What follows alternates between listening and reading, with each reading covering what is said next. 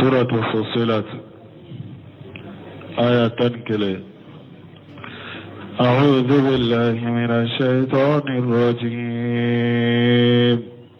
بسم الله الرحمن الرحيم.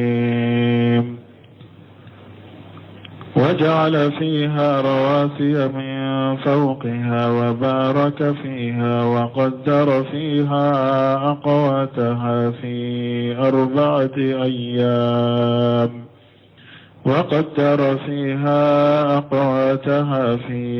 4 أيام سواء للسائلين. ثم استوى إلى السماء وهي دخان فقال لها وللأرض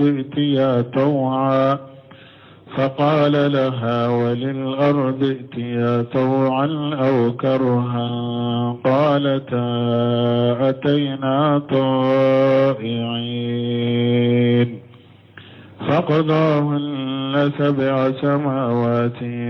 في يومين وأوحى في كل سماء أمرها وزينا السماء الدنيا بمصابيح وحفظا ذلك تقدير العزيز العليم.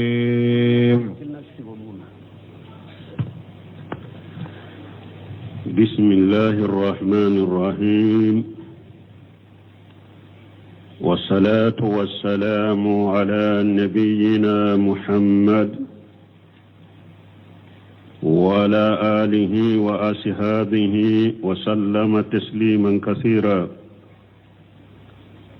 سبحانك لا علم لنا إلا ما علمتنا إنك أنت العليم الحكيم. أستغفر الله الذي لا إله إلا هو الحي القيوم وأتوب إليه.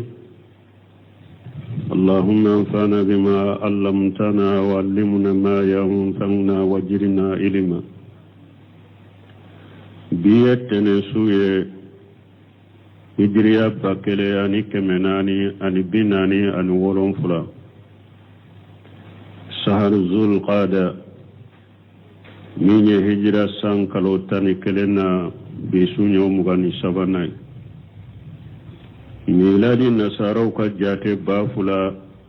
ani mugani woro san kalo duruna bisunyo tani kelena. Ande Dauda bun masjidara jago ambo kono. A'udhu billahi minash shaitanir rajim. فقداهن 7 سماوات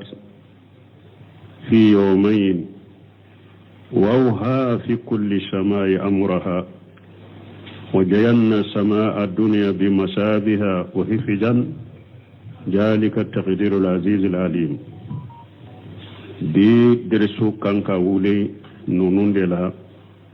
بنكسر كتفسير لا يانكا دوني سورة من فلنيني سورة فصلت kata sura indamina la sujudu yoro ba kono kata she sujudu yoro la ibn kasir be hadisa donati hadisa mukhtasar min bambolo mo hadisa imbo min mukhtasar ahmad as-sakir ale be hadisa indo aba kene yafana hadisa yako an muhammad ibn kabil quruzi qala حدثتني أن أتبة بن ربيع وكان الشهيدا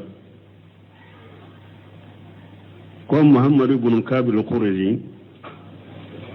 كو أيافو كو أتبة بن ربيع نيما دي تندو قرشي كان كولا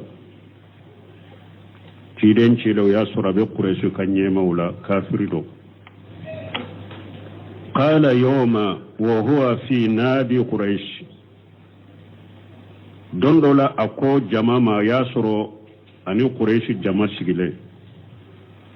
ورسول الله صلى الله عليه وسلم جالس في المسجد وحده وياسر تشيدن كلا أسجلين بمسجد كنو يا معاشر قريش وتبت بن ربيع كو قريش ذنك جمعوا ألا أقوم إلى محمد فأكلمه وأورد عليه أمورا لعله يقبل بعدها فنوتيه أيها شاء ويكف عني وتبت بن ربيع كو قريش ذنكو yala nete wulin kata muhammadu kuma nyogonyawa nka ko do yirala adola anaso ko do makulu mina donc amfana ana ke sababu ye ka katora mina kabwanka ni hadisan na fa chama balade aya lajewa ni mogo ni tinya nana dugu kono jamana kono kabila kono e tinya tigi mude mogo be ede jate ko be tinya lideke de pugale nimbeyo mo ku be joni tinya de ala kelempe de sabato dina kaka tinya lama ede be ke tinya likela ede be ke ko jugu kala ina qurashiye o ukanyema kwa lebeta chiden kuma nyogonya ka ko do yirala ko la alla bulu ko do mina ko abaka tora mina kabuluka ulu yetidin de to nyalikela shisa wajalika hina aslama hamujata warau ashhab rasulullah sallallahu alaihi wasallam yajiduna wa yaksiruna quraishiyan nin ka wakati juma tumami hamuja islam yara unya bala silamau dongo do de be fara silamau ka ube chaya kata wodi ya to yenni fere takaci de segere walma ni ko be do chinyaka ube jate chinyani kale bo mun ke uba fe ku bu negani joyorowde ku negani nafoluye o bede be ni hadisa kun fa qalu tumami utubata ibn rabi'a ninfo qurashigan ko bala ya abal walid ko adenne to walid arabu bennin ka bal walidi ko walidu fa qumu ilayhi fakallimahu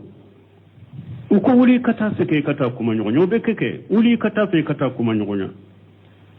fa qama ilayhi utbatu hatta jalasa ila rasulillah sallallahu alaihi wasallam utbata wulila kata ciden fe sallallahu alaihi wasallam fo atara sigi ciden koro faqala ya ibna akhi ako ciden ma kombali makedde innaka minna haysu qad alamuta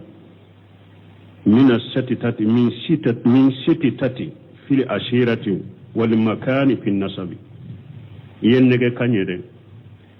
ko mbalu makedde amba do eye kabula chamanche mugode sititati kabula kam ko kortale kabila kam go kortalende ibe joyoro bade lanka kabila inkono wa innaka qad ataita qaumaka bi amri ajim me eni ko bade nana ke ka kabila segere eni ko bade nana ke ka mugo segere farraqita bihi jama'atahum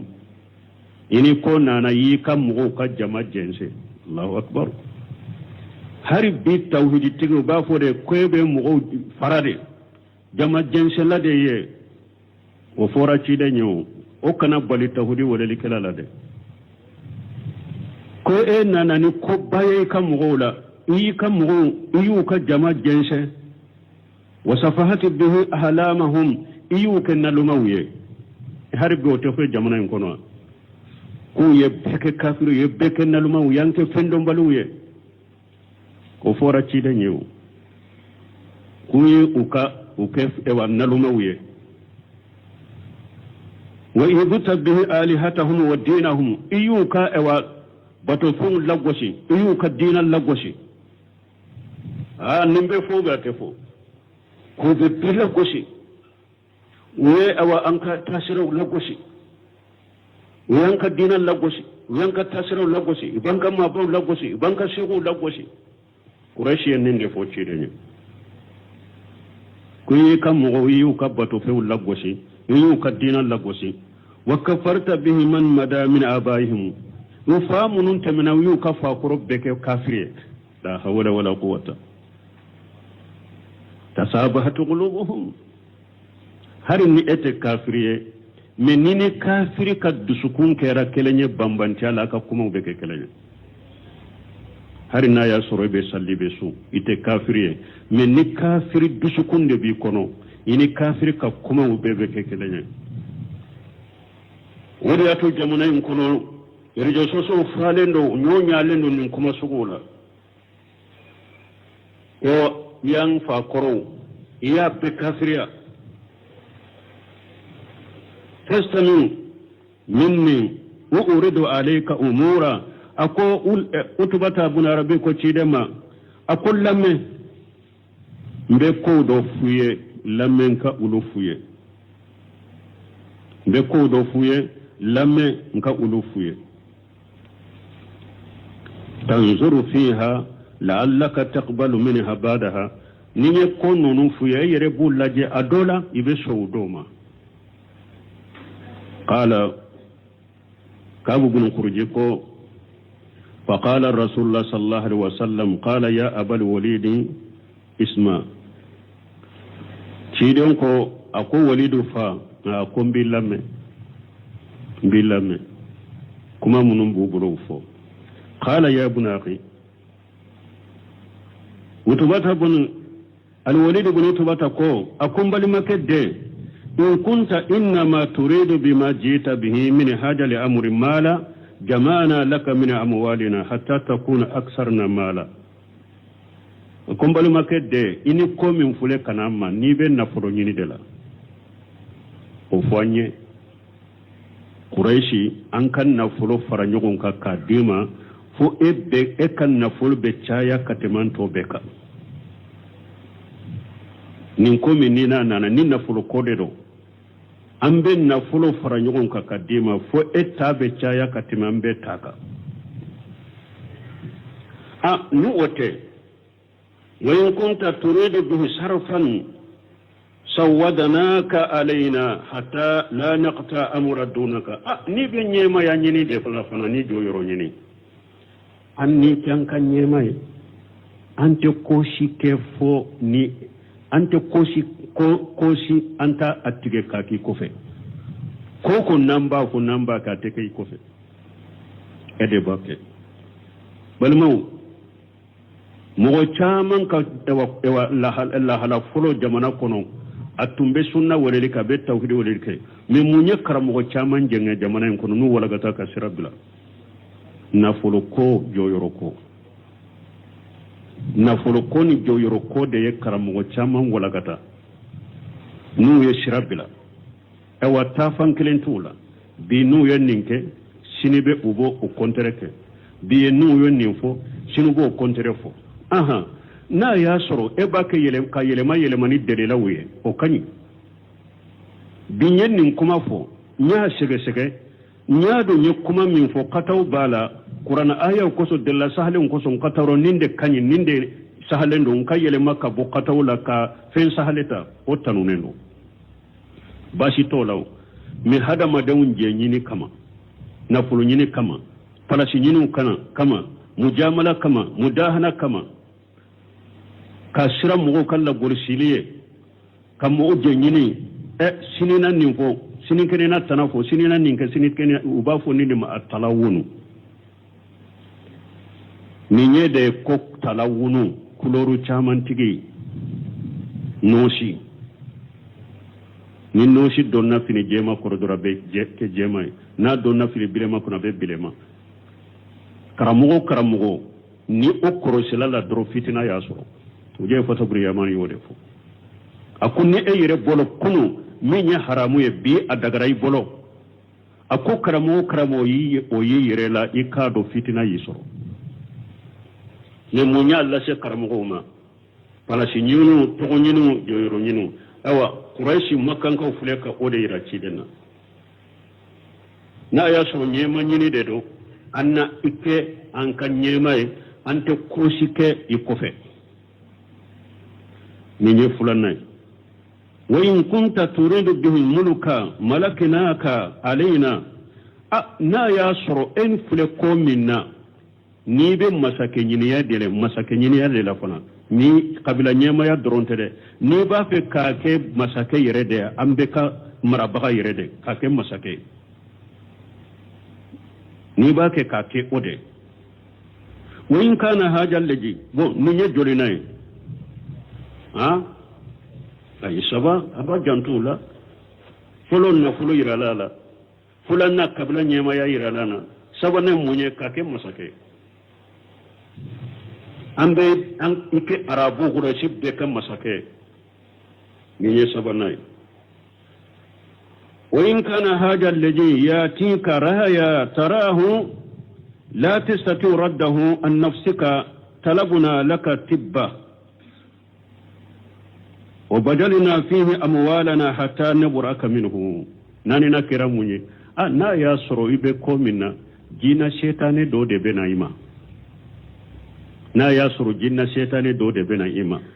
iti sago de la abibila fiun fole la minti yere sago e anni frake nan na fulo fara nyogon ka ki frake oni bila o fana te fotta hudi mo ye konne madala naga karmo hakili kanyo ko shige fatala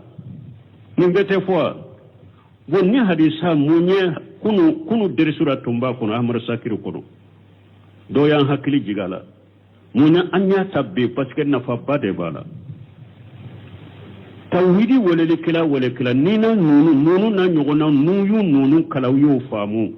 foi tesheka e yere kisage ka boy ka tawhidi wala la ibe doa kade fumu fen foriye fumu fen kerila ibe abedjate mina kanison janane ayde konni nyenka daraja kortalende parce que fen foriye fen kerila mi nyogona fora chidenye mi nyogona kerala kuraji de ibata ukonna ya soro jinna setane do de benayima iti sagola ibe kuma fo kuma munu iti yere kalama anni furake annan kanna folo boki furake fo kati kenaya hatta ida faraga utubatu wa rasulullah sallallahu alaihi wasallam yastami'u minhu ambe dersi jumanta yere ciden kam munyuna ka sabalate korto niye ninkaunye andu sube chogome depuis kuma fulanya talo kabwada cire makorto asabarira koro kalame fo utubata atilala ka kumama cire mato la fana de qala cire ko qari faraqita ya abal walidi akwa aba walidi itilala ika kuma bana tilala qala na makonho netilala qala ciren ko fastami minni yo akoy fana kanne lamme ifana kanne lamme qala afal utubata akomboke fana bi lamme wa qala ciren ko bismillahir rahmanir rahim hamim tanzilu min arrahmanir rahim kitabu fussilat ayatuhu qur'anan arabiyya liqaumin ya'lamun بشيرا والنذيرا فأراد أكثرهم فهم لا يسمعون ثم مدى رسول الله صلى الله عليه وسلم وكفت تشيدن كونتينا كلانا فلما سمعها منه أتبة أنصت لها تمام تشيدن يكلان دا منته أتبة يتشيدن كلان كم يباكي ككلاك آيات دادي تشيدن يبال لمن والغى يديه خلف جهره مؤتمر عليهما يسمع منه أيا بلو فلا بلا كفر كسيسا بلو فلاكا كان يسي تشيد ما بتشيد لم حتى انتهى رسول الله صلى الله عليه وسلم إلى السجدة منها فسجد فشيدن سيرا سجود يرو من بنيفه فشيدن سيرا سجود يرو ما شيدن يسجد كي ثم قال وكفى تشيدن كو قد سميت يا أبا الوليد ما سميت أكو أبا الوليد يمثل لم يميل لم يوا يفهم يمين موا فأنت وجاك أوا أكو شاء أني ميم مياتون يغن يمم نيني وتغنونا فقام أتبت إلى أصحابه ننكيل أتبت أولي لكتا أتغنون في قريش في وقال بعضهم لبعض depuis utubata nato ewa qurashigan ka jama yaye abake kana do ko doma nahlifu billahi ko ambe kalani alay laqad jaakum abul walid bi khairil wajh alladhi jahaba bi ko abul walid ani nyedan nanawma ani nyedan mi matade wasu qur'an kala yorum nun kala mato tola ko wallahi an kala don ko wallahi an kala ni alai abul walid ni nyeda nana auma ani nyeda min mata falamma jalasa ilayhim tumamu asigra katuma qalu ma waraka ya abul walid ko walid fa mun bi kofe mun be qala warai wa qala warai أني قد سميت قولا والله ما سميت مثله قط أقول والله من بين النفع وكم من بين النفع ولدي فا أقول والله من بين النفع نيكم مي والله ما دلكم يغنى مي أبدا والله ما هو بشعر ولا بشهر ولا بالكهانة أقول والله نكما دونكليته دبليته كولومفيليته يا معشر قريش جماعة أتوني وجعلوها بي أوا أكو أيتكونكم وجعلوها بي تغنغنيا أيو كنيا أكتكونكم رمين فويه وخلوا بين هذا الرجل وبين ما هو فيه fatajilu mbe min fawye nin ce abafe kaminke aye bona ce akama bwama abafe kamin fo aye bona ce akoke akofo akama bwama kaye katoy fa wallahi kallani alay la yakunanna li qawli alladhi samaytu minhu naban azimu ako wallahi ne yakuma mimme ala nin kumai ko babe na ken nin kuma inofe kibariya babe nin kuma inofe ne kuma min mala fa in tushihum al arabu faqad kufitumuhu bi ghayrikum aw ka to ya kana foy kala ayani aka ko to nyogona ni arabu sherama ala ya aw wasana tanawiye aw mafen kala ayana arabu to nyogona ayireka kabila kuna kana finkala kama bola de akani arabu to nyogona ni ulu shera ala aw wasara ni aw tanawiye wayn yajhar ala al arabi fa mulukuhu mulukukum wa ijjuhu ijjukum menna lede fana shera arabu toma akamara akabbonya ya akabbonya da akamara ya akamara de yayi ni yeddere su fanai har jahilu ka jahila law bado ka kabila mugo na yi bonya soro kabila ye bonya soro na yi maramin soro o ye kabila ka marai me hasiriyar ni jugu ya koso an kanye silamaye har ni jugu min tumbe jahilu la tambolo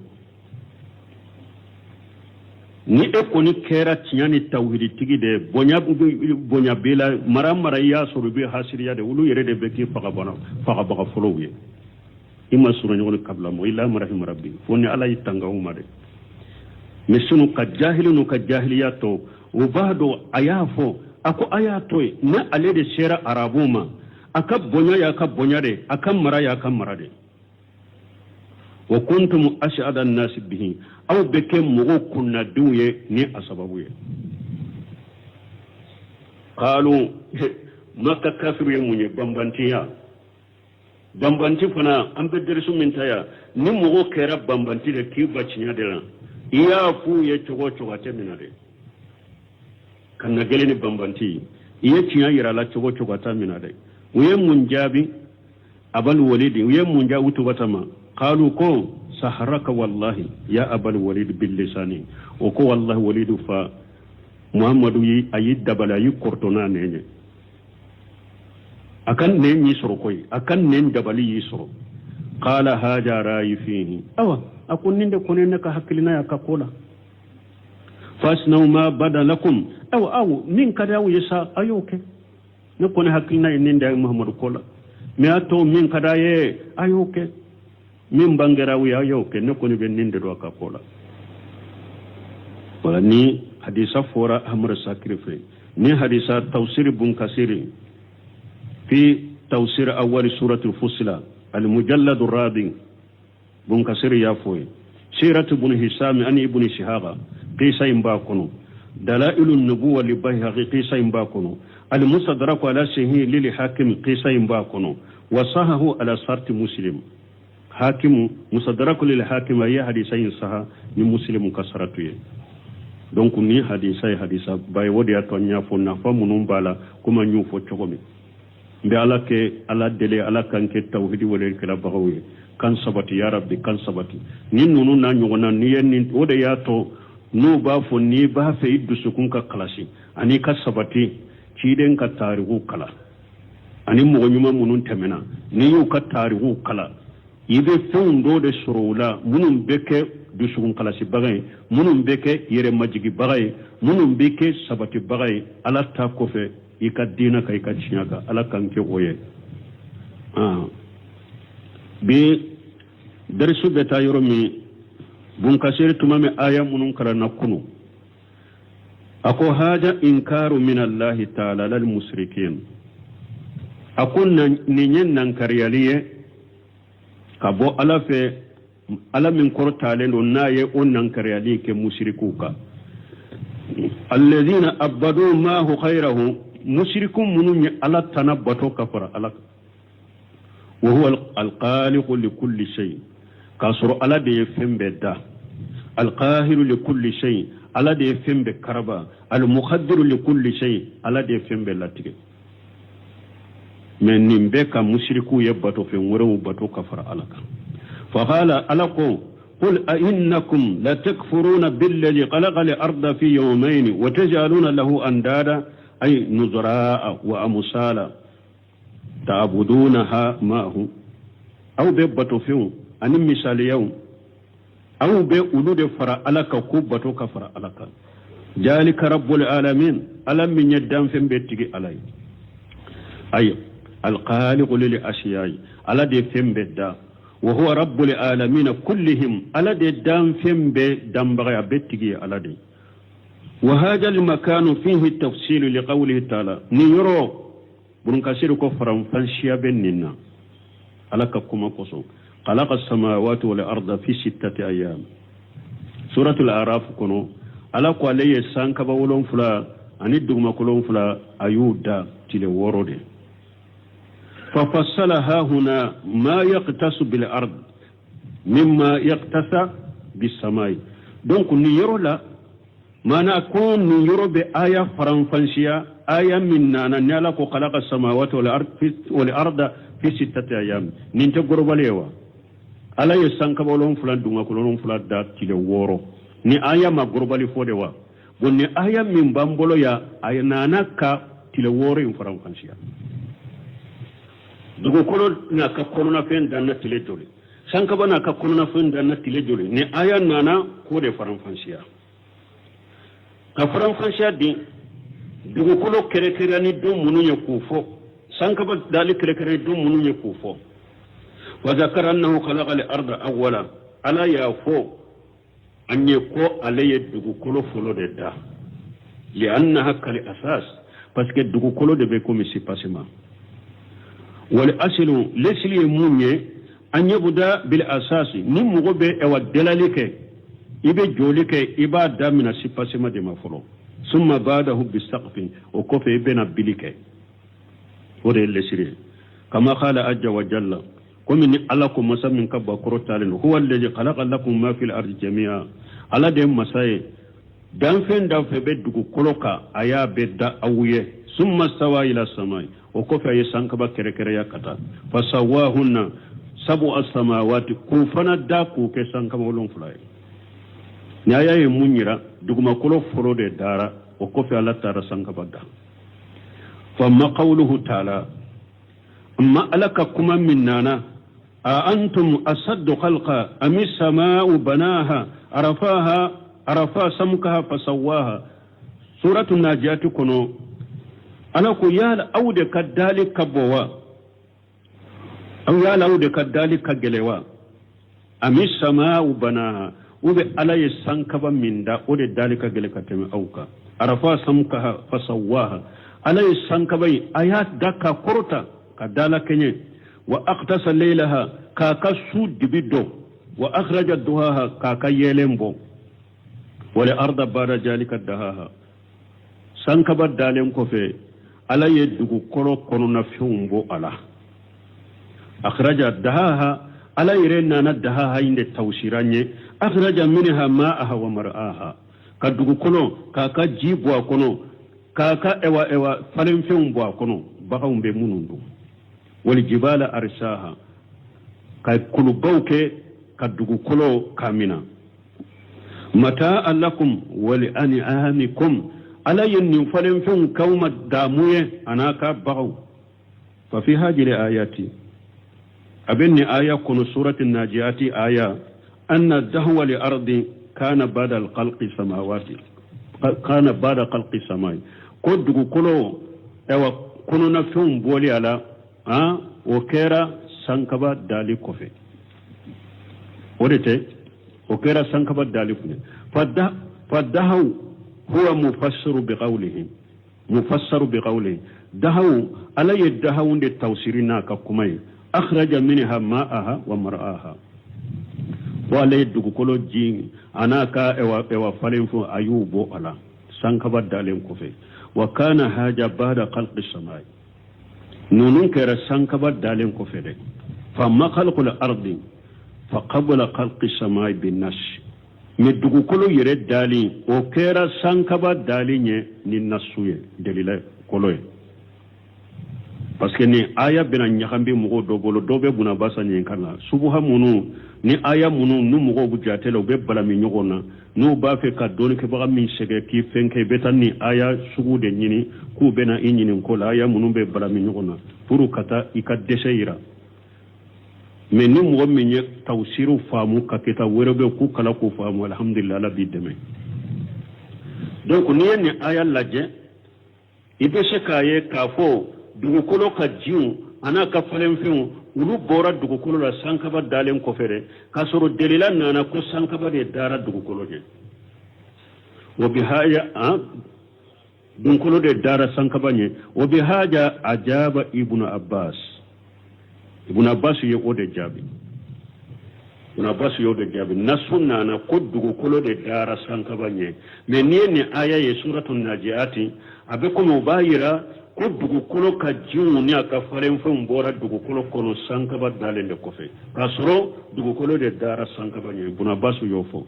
fima jakarahu al-bukhari inda tafsir hadhihi al-ayati min sayyi ibn abbas ya fo yorjuma bukhari min fo aka kitabu sahalin kono ni ayat tafsirila ibn abbas ka kuma bukhari ya fo ye fa innahu qala wa khala al-minhal bukhari ko minhalu ko an shayr ibn jubair ka bo shayr ibn jubair ma qala rajulu li ibn abbas radiyallahu anhuma ko cedo ko ibn abbas malaka je ka bo ibn abbas na fama inni la ajidu fil qur'an ashiya taqtalifu alayya ako ibn abbas ma nebe ko do sura qur'ana kono do be nyam binne bolo de nebe ko do sura qur'ana ko be nyam binne bolo qala ibn abbas ko qala cheyin ko akwala ko qur'ana kono yoro dola fala ansaba bainahum yawma izi wala yatashaalun ko akwala ko qur'ana kono aya dola be suratul mu'minina kono ko yawmal qiyamah don dambe tem mogoni mogo cenyo nyinin kate bo ako aya wure la ko waqbala ba'duhum ala ba'd yatashaalun ko be suratul safat kono ala ko qiyamah don ube hada madon be nyesi nyogoma ube nyogo nyininka ni nyefolo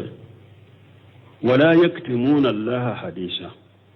ako aya wodo be suratul nisa kono ako yomal kama do mushriku te fuy dogo alala uba bede fo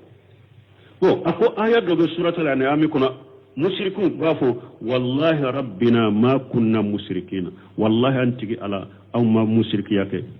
amma foy forika wo niye jole sisa ayen nunu kolosile fula ako faqad katamu fi hadhihi al-ayati bo akun ayala uye dogolike bo aya dola ala ko ma dogolike wa qala ta'ala sabanna ko ala ko antum asaddu khalqa am as-samaa'u banaha ila qawlihi wal arda bara jalika dahaha suratu najiat فذكر خلق السماء قبل الأرض أكو سورة الناجات كآية كنو ألا يسانكب ولون فلا دالي دفو دوما كلو دالي ني ثم قال تعالى كوفي على آية وركونا لمن كرتارينو قل أئنكم لا تكفرون بالذي خلق الأرض في يومين إلى قوله تائين فذكر في هذه خلق الأرض قبل خلق السماء أكو ابن عباس من آية من فل سورة فصلت كنو ala ye dugukolo dali de fo ola sankaba dali nye suratu najati ta ala ye sankaba dali de fo dugukolo dali nye qala wa kana Allahu ghafurar rahima bo ako ala ko ala kera ewa hinna bagay ajija hakima ale kera ewa se bagay kiri bagado shemi abasira ale kera ewa meni bagay ewa ale kera yeli bagay fa ka'annahu kana summa mada donc akun nunum be ayira ala tumbere mesi sate ha akun nunum kana ghafura rahima ala tunye ewa junubu ya fa masa nema masaro mesi sate akun nunum bode hira ala tunye masa setige kiri tigelado na te sisa ala tunkera masa abe meni ke abe yele ke mesi ta ote urute mena nunum nyagambira chembola ye nunum fo buna basa qala ibn abbas radiyallahu anhuma ibn abbas ko alaka je ka bwana ka fama ako aya folo fala ansaba bainahum yawma yaj wala yatashaalun fi nufqati al-ula ako aya folo min ko yawmal khama do kabila dambete mugoni mugoche nyugo nyinen kate woye buru finyeli folo de buru finyeli folo ni be wulila ka do qiyama keneka dambete mugoni mugonche nyugo nyinen kate ثم ونفق في سور فسيغ من في السماوات ومن في الأرض إلا ما شاء الله donc أكو يبورو في يلي فلودي فلا أنساب بينهم يوم يجي ولا يتشاءلون ويبورو في يلي فلودي فلو دambete mugoni mugoche nyugo nyinin kate okofe furul ewa finyeli beke burula sinya fulana ni mugo wulira ka jokiya makeneka ha wotea نيات من كدوني ومن في الأرض إلا ما شاء الله فلا أنساب بينهم عند ذلك ولا يتشاءلون بينهم ولا يتشاءلون بينهم في نفقة الأخرى أكو فيني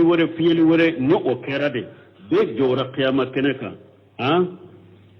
دمبته مغني مغوچي أمنا قيامة دو فلا أنساب بين ولا يتشاءلون وأخبل بعضهم على بعض دونك من فامرا mana wakati dola kiyama keneye la halachamande wakati dola hada madon abe nyugondo dambe bani nyugonche nyugondeli be me wakati dola ni ko giriyara kiyama kene ka joyoro do bena dambe te mugoni mugoche nyugonyin kate ni nyefolo jabuye donc ako waqbala ba'dhum ala ba'd yatasha'alun أو أكو ني على ولا وفي أنك سجن يروكدي قال ابن عباس فلا أنساب بينهم يوم يجي ولا يتشاءلون في النفقة الأولى أكو يبورو في يلي فلو دمبته مغني مغني نكتة في النفقة الأولى ونفق في سور فسيغ من في السماوات ومن في الأرض إلا ما شاء الله فلا أنساب بينهم عند ذلك ولا يتشاءلون بينهم ولا من ده يفلوي نبورو في يلي فلو كيرا بيبسا هذا ما دم بيبسا فسيغ من في السماوات ومن في الأرض إلا ما شاء الله بيبسا ووقتي دمبته مغني نيغوني كاتي نينته فلو يوا وأقبل بعضهم على بعض يتساءل في النفقة الأخرى من أكفين لوربي وأقبل بعضهم على بعض يتساءلون ube nyesi nyogoma ube nyogo nyeninka wala nin famura ni nye foloye wa ma qawluhu wallahi rabbina ma kunna mushrikina me akum min mushriku ye uka kuma min fora suratul an'am kun mu be kali ko wallahi antigi ala amma fuy bato kafara e alaka wala yaktumuna allaha hadisa ani aya worela ni ala ko kute fuy dogo alala uba be fo akon nunu fana be fara nyon ka cogodi muna bas ko fa inna allaha ta'ala yaghfiru li ahli al-ikhlas junubahum fa yaqulu lil mushrikun ako qiyamah don ni ala ye mu'minu ka junubu yafu ye dusun kalasi bagaw ni ala ye wulu ka junubu yafu ye kudo arjanna kono fa yaqulu al mushrikuna ta'alu naqulu lam nakun mushrikina awa mushriku bafo ayena anye mushrikiya min ke jiyan kunan kan na kariya an kafo an amma mushrikiya ke pour an fana ala nan ka junubu yafa na do arjanna kono parce que mu'minu dusun kala ci bagala fule ku ka junubu yafa kudo jahannaba kono awa ayena an fana kafo e mu'minu dusun kala ci bagaw ala yewulu junubu yafa do nar janna kono an fana an ka kale an kafo amma mushrikiya ke pour an ka junubu na yafa an na do arjanna kono donc mushriku be kale ala e o yorola kafo wallahi antigi ala amma mushrikiya ke he nu yenninke fa yuqtam ala afwahihim فتنتغ أيديهم أكون نو ينك على بودو نورو وبلو بكما فإن ذلك يعرف أن الله تعالى لا يكتم حديثا ويرو لو يربادو كافو فوي مغتسك فوي دوغو على لا دونك ويرو دي سيسا بلو با بفوتي فوي دوغو على لا نيايا فلا فنا بفرا جون كدين جوغو دلا ni mu'minu donar janna kono ubafo anka kali ka fa man mushrika ke puran ka war janna kono nun kalila ko dum mushriki yake ala bu daw noro u bolo be kuma bolo ba be fo u te fo dogo alala wa indahu yawaddu alladhina kafaru suratu nas katalaba wa yurjala kafiri yere ba nata o do kata suratu kata ayalla ala ba to fo donc ni ne jole nay subha munun fora fulana sabanna wa khalaqa al-arda fi yawmayn ala yaddugu kolo datti le fula summa khalaqa as-samaa wa kofi ala sankabada summa istawa ila samai wa kofi ala kirekreya ayi sankaba kirekreya kata fasawahunna fi yawmayn akharayn ayi sankaba fana ayuda tile fula wore kono summa dahali arda wa kofi ala nana dugu kolo ka fi umbwala ودهيها أن خرج منها الماء والمرأة دهو يموني ألاك دغوكولو أكا جون أنا كفالي فيمبو مانا بنا باس يايرا ألا يدغوكولو دالي من فوقو ألا يدغوكولو فلو دا دغوكولو فرو دارا كابلا تمام ألا يدغوكولو دا كابلا أتارا سانكبا بلا يوم كفري أنا كدغوكولو فالين فيونا جيو بوالا دغوكولو فلو دارا وخلق الجبال donc aye kuluda wali jammada nin ninte mununa wali ankama ni tintun wama bainahuma anin min be uluni nyogonje fi yawmayn akharayn tile fula wore kono fajalika qawlu ta'ala wode alaka kuma daha kore wode wa qawluhu khalaqa al-arda fi yawmayn فخلقت الأرض وما فيها من شيء في 4 أيام ناكو آيات إيوا دغوكولو دات لفلا دغوكولو ناكلو نفيو ولو دارت لناني دي وخلقت السماوات في يومين على يسانكبا فنا دا تلفلا ها دونك ولا نونو فنا فرلا نيغونغا دغوكولو فرو لي دارا انا كونو نفيمبي كابلا o kofi ala tara sankaba wolon fulada sankaba wolon fulada le kofi resa ala nana kadugo kolo kajun ana faren fembo ani kaka kulu bilala donc nunu fana farala nyogon ko bume on fara nyogon ka ayen nunu fana fara nyogon ka ceye wa kana allah ghafurur rahima samma nafsuhu bijalika ako ala wa kana allah ghafurur rahima ala ya yire wolen ninna wajalika qawlu ay lam yazil kadhalika ako ala ma wuli aben nin cogo de la daimu dara fokata jewuli ala ben nin cogo de la bara fa inna allah ta'ala لم يرد شيئا إلا أصاب بها الذي أراد أنا مفهوم في لا نيني ko o ka kɛ fo bɛ kɛ komi ala y'a laɲini cogo min donc a ko ala tun bɛ nin cogo de la fo ka taa bada fana ala bɛ nin cogo de la ala tɛ foyi ɲini ko a ka kɛ fo a bɛ kɛ o cogo la fala yaktalifanna alayka alquran buna basa tuma ma y'a tigi jaabi nin cogo la a ko qur'ana kana ɲɔgɔn sɔsɔ i bolo qur'ana kana ɲɔgɔn sɔsɔ i bolo fa inna kulla min indillahi ta'ala parce que qur'ana bɛ bɔra ala de fɛ qur'ana tɛ ɲɔgɔn sɔsɔ dɛ qur'ana kana ɲɔgɔn sɔsɔ i bolo dɛ qur'ana bɛ bɔra ala de fɛ donc ibn abbas ye nin subuhaw jaabi nin cɛ ye nin cogo la comme bi an bɛ se ka jɔya fana ni derisura an bɛ continue to kan wala kitabu ɲuman dɔ bɛ nin fana la parce que an bɛ jamana min kɔnɔ sisan ko bidiya jamakulu jugu minnu tɛmɛna a bɛ hakilina dɔɔni bɛ jamana in kɔnɔ sisan wala min bɛ ahli sunna wal jamaa ala mani haji salafu mɔgɔ minnu bɔ ka min b'an kan an kan so bɛ dɔ kalan na dɛ an ka so bɛ dɔ kalan na akida kitabu bayin mu ali akida karamɔgɔ baw an k'u ka kitabu fari faga an ko bila dɛ sinɔgɔ ba an ko bila dɛ la yasati'u ilma birahati aljism muslimu akan ewa kitabu sahalen damina yede nin de fo ako doni te soro fali koro lafiyalen ka dɛ fali koro lafiyalen te se ka doni soro koy subuha min bɛ nin jamana kɔnɔ sisan banbantiya min bɛ nin jamana kɔnɔ sisan a bɛ min bɛ sunna denmisɛnninw ni sunna kalandenw ka fɔ an ka kala akida kitabu ɲumanw ka sa karamɔgɔbaw ka kitabu ka sa komi Ibn Taymiya ani Ibn Qayyim an y'o fɔ ya siɲɛ joli o ko mɔgɔ nana Ibn Taymiya ani Ibn Qayyim kɔfɛ a bɛɛ kɛra dɔnni ye Ibn Taymiya ka akida ko la Ibn Taymiya de kɛra dɔnni ye ewa bunge toni kaba to be kera doni kaba nana bunte mi akofe abe kera bunte ni mi aka doni agida la chemi mado ko kataw ta bolo agida la we bunte mi ale kataw mado kataw kuma ma ya bolo agida la ni ba fe ka agida ka kene ya ka saha bunte mi aka kitabu bun khaymu ka kitabu ayu nyini ku kala de